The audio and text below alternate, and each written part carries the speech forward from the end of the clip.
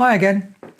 When it comes to portraits, there's an old saying that I always remember: expression over perfection. Because no matter how great your exposure, your lighting or composition, if your subjects don't have good expressions, the whole image may be ruined. Every photographer faces the real challenge of getting natural expressions from people, and especially getting them to smile naturally. I think that's because we see faces all the time. We've all become expert at detecting these false smiles. So here's a few tips that I've picked up over the years. Obviously, you have to consider your audience and use an idea that's appropriate. To start off with then, you generally want to approach your subjects with a warm smile and friendly demeanour, whoever they are, but especially if you don't know them. It's important not to rush into taking their photos. Have a chat first, get to know them, compliment them on something, maybe their hair, clothing or jewellery. Ask them about themselves, and so on. Teenagers can sometimes be a problem, especially if they're a bit shy. I sometimes ask them if they've been brought along kicking and screaming by their parents, or whether they came voluntarily. But if they're not very communicative, don't push it, just leave them alone and come back to them later. By the way, you have to be careful with very young children, especially at first if you don't know them, because sometimes you can start talking to them and they'll burst into tears at the strange new person in their face. But once they see you talking happily to a parent, they'll usually calm down. One thing I never usually do is just a standard, please smile for the camera. As I said before, that usually results in a fake smile, and it shows. So instead I might ask for a cheeky little smile, or I might say quickly in succession, give me a sad face, now give me an angry face, now a silly face, now give me a happy face. And then once they're finished, they generally have a small natural smile on their face. Take smiles to the next level by saying, give me a big smile, no, bigger than that, even bigger, now even bigger. Get a bit silly until their faces hurt. Remember, as in many of these tips, even though you'll carry on snapping during the silliness, they probably won't be keepers. What you're really looking for are those natural smiles that occur once the silliness dies down a bit. Ask for a fake laugh, maybe saying something like, let's see who's got the biggest, loudest, silliest fake laugh. On the count of 3, 1, 2, 3, go! How you deliver the directions is important, so make it big and fun. Again, although you should carry on snapping, those images will not usually be keepers.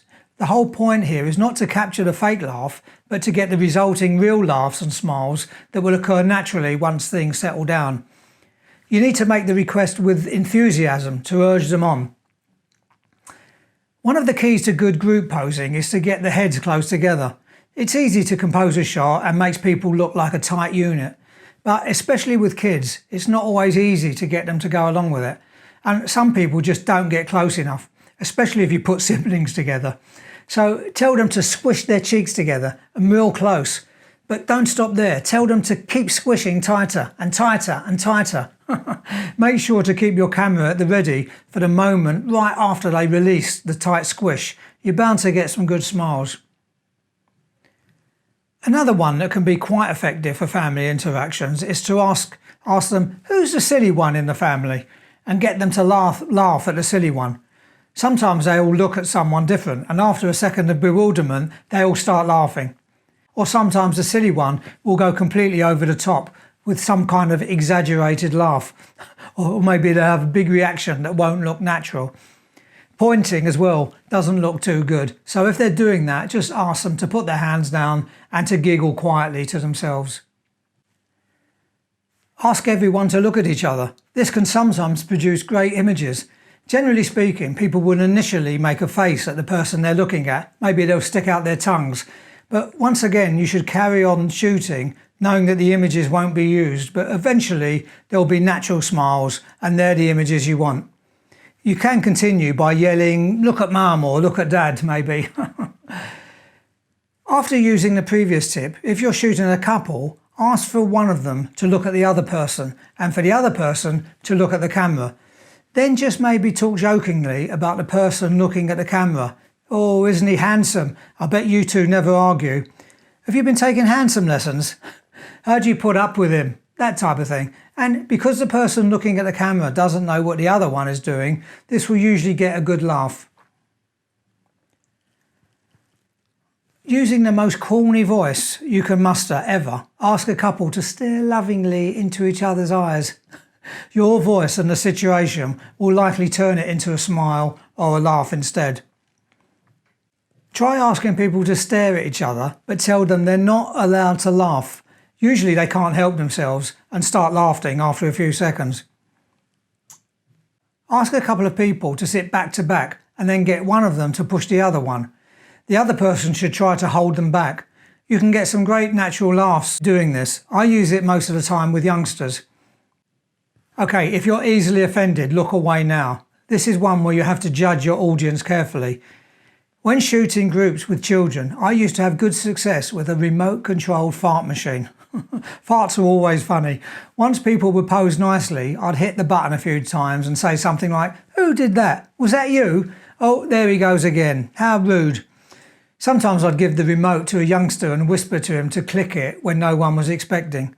You can pick up those little machines quite cheaply on eBay. What about getting them to do a tickle fight? That's almost like cheating, isn't it? But it works so well, I don't care.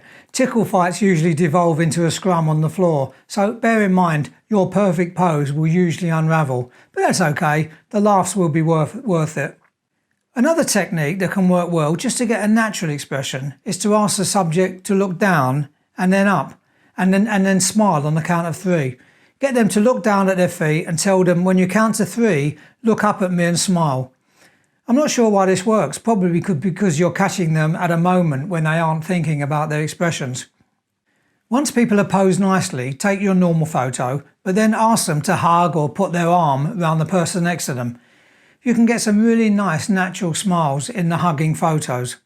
Sometimes though, you get the real huggers that they'll turn right round and give mum or dad a real bear hug. And although it's a nice thing to do in real life, it doesn't work well for a photo. So just wait for them to turn round or ask them just to hug normally.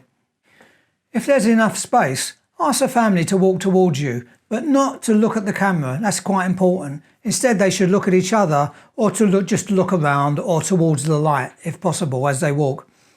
If there's children involved and you have the technical know-how, get them to run towards you, but ask them to hold hands so that the faster runners don't get ahead and they all stay in a line. Actually, many people look down when they're running, so ask them to keep looking ahead or to the side. You can't really ask a child of say 4 or 5 years old to smile. If you do, you get something like this. No, with young children it's all about play, so get the parents to play with them. Maybe you can do something as simple as rolling a ball or throwing a ball and asking them to catch it. I found bubbles work quite well. To keep them in one place, you could put them inside a hula hoop laying on the ground and then play with them a bit. At least then they're standing in one spot. Ask everyone to shout out, "Stinky sausages!" That often gets a good reaction, but the parents should also join in.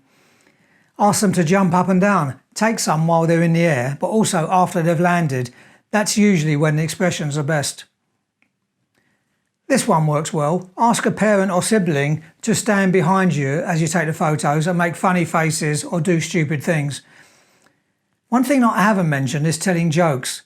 I started off trying this, but gave up. I don't think it works that well unless you tailor it perfectly to your audience.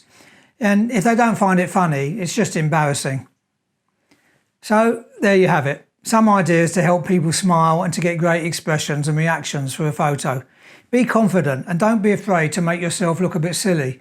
It's all part of the fun. And of course, it's the results that matter.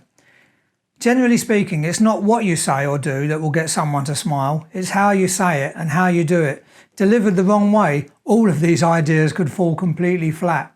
But with the right approach, you can make people smile by saying, well, just about anything. You have to kind of make it a performance and you have to put your whole heart into it. And of course, you certainly wouldn't want to do all of these in one session. It would probably take ages and your subjects would wind up in an exhausted heap. And finally, remember to consider your audience. See how they're reacting to different suggestions. Some people love to get silly, others will oblige but are still a bit uncomfortable. You don't want to force it. Maybe just chat or start easy and gradually ramp up the silliness. If you don't think something is working, let the moment go and just move on to something else. You'll soon find a sweet spot for each session. Anyway, give some of these a try and see how you get on. Bye for now.